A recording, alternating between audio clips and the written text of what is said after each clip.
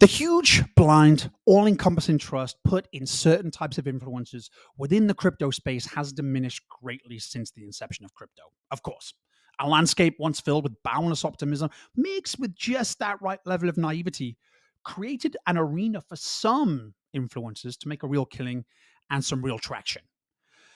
They were able to create massive hype in a fairly unsaturated market, certainly relative to today's market, without such a heavy track record of particular projects rug pulling or outright scamming folks, bringing in that level of wariness we now know is mandatory when making investment decisions within the crypto space.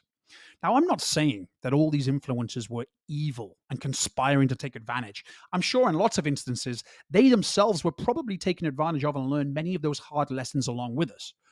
What I am saying is that some definitely did leverage their audience to take advantage of them, encouraging them to buy into certain crypto projects with a plan to pump the hell out of them, followed by the strategic dumping on their followers' heads.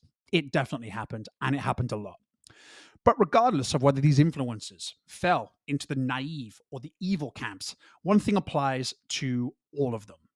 As the space evolved and patterns were recognized, lessons learned, they all had the chance to shift their position to one that invoked trust, held up their reputations, and ultimately understood that today's buyer is a very different animal to the cowboys of just a few years ago. And so the brand message of these influencers needed to evolve along with the market and along with their audiences. Now, Ben Armstrong, aka the influencer formerly known as BitBoy, has been around for a while, and I would definitely consider him to be one of the OGs in the crypto influencer space. Definitely, in times past at least, falling into that pump and dump narrative as most did. But one thing I will say is that he has been vocal in acknowledging this and publicly stated it was not a direction that he wanted to continue in, instead, diverting his focus to more vetted projects with actual fundamental value. Yes, crazy notion, I know. But yes, we could argue that at that time he had already made a bunch of money. And so playing lip service to this change of direction helped pull himself above the rest of the influencers in the market who hadn't yet been so vocal about that change. After all, it's very easy to be good people once you've already capitalized a great deal, right? But apart from all of that, when I'm looking for folks to learn from, to trust with having an influence on my financial decision making, I want to feel that they have their shit in order, that they're somewhat buttoned up, certainly in the respects that matter, that they have experience, and ultimately show me they are capable of doing the research and the due diligence required to realize true potential in both the market as a whole and specific tokens of choice, helping to highlight opportunity. Now, as I'm sure lots of you already know, Ben recently started sharing thoughts on Hex, even given some EHEX price predictions for this upcoming cycle that lots of people love. And there has been some mixed reactions. So I wanted to give my thoughts on this. And I'll start by some of the flags that affect my opinion just as much as yours on if this is a good thing for our ecosystem or not. Now, let's start, obviously, unfortunately, with the elephant in the room. Ben's life is a mess right now. I won't even pretend to understand some of the things that we've seen made public regarding his strife over the last months. But suffice to say, some silly decisions seem to have been made both on the personal and the company front. He was, of course, kicked out of his own company, one that we've all come to see as a major player within the space for a good while now. And so I totally understand the frustration he may have felt and perhaps what led to some of the shenanigans and the strange decision making that we've unfortunately witnessed. All this being said, I also understand it's tough to justify that trust factor during times like this where levels of instability are on show. After all, do we want to trust our financial decisions to someone seemingly so unstable? I sympathize with this viewpoint a great deal. We also have, dare I say it, the whole infidelity situation. Now, I don't really care about this in general. In a general sense, of course, it doesn't matter. That's not what this channel is about. Stuff happens. He's human. It's everyone's private business. I won't judge. You shouldn't either. No, anyone knows anyone's situation. All is to say that we're all big boys and girls, right?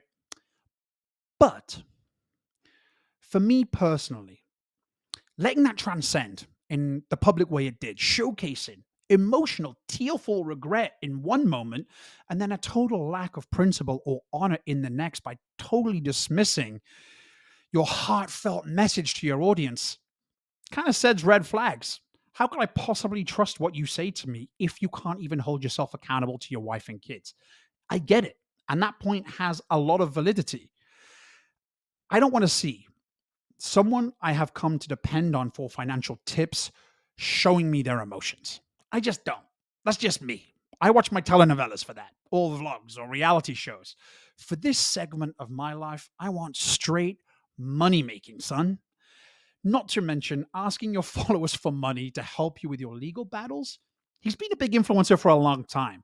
If, with all that revenue, you aren't able to cement your financial future and protect yourself appropriately while operating in a space that those things are pretty mandatory for, then I'm not sure I should be listening to someone without that skill set, right? Why do I bring these things up? Well, because these elements will and have depleted a once vast following. Every follower of the previous company and channel has witnessed this, and of course has had and continues to have the option to sub to Ben's new channel and brand. However, so far, it seems to be a paltry number who've actually made that choice. Now, on the other side of this coin, Ben has lived in the world of crypto for a long time. In fact, you would have to search hard for someone who's been so entrenched in the space for so long.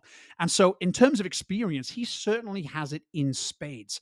Being privy while in the trenches to the evolutions of crypto and all the stuff it's undergone throughout the years gives some real perspective and knowledge that can definitely be learned from. Ben's new brand is exactly that as well. New.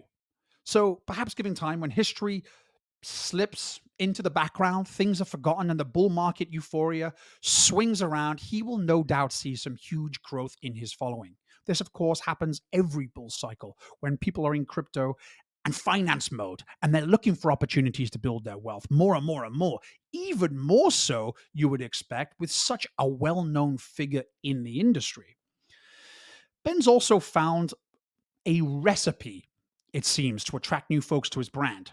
This is not an easy time, especially if you're focused on trying to bring value without falling into the same camp as every thumbnail promising 1 million X returns for the latest secret altcoin project.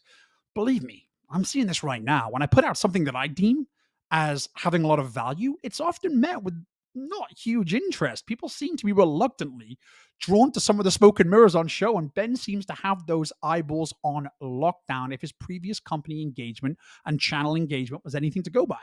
And of course, aside from the hordes of traditional finance funds coming into the market, the next biggest driver of any token or coin is new adoption. Those same naive tropes that we've all been through will be on full display, as they always are. But veterans in the space, even those who have experienced a single cycle past, should understand the opportunity and benefit of all this new adoption, despite the catchment mechanics in play. Ultimately, we want more new people to learn about and join our ecosystem. We want them to learn about Hex, about pulsechain, about pulsex, you name it. If there's a token you're interested in, your best opportunity for good price appreciation is more people finding out about it, more people adopting it, more revenue coming into the ecosystem.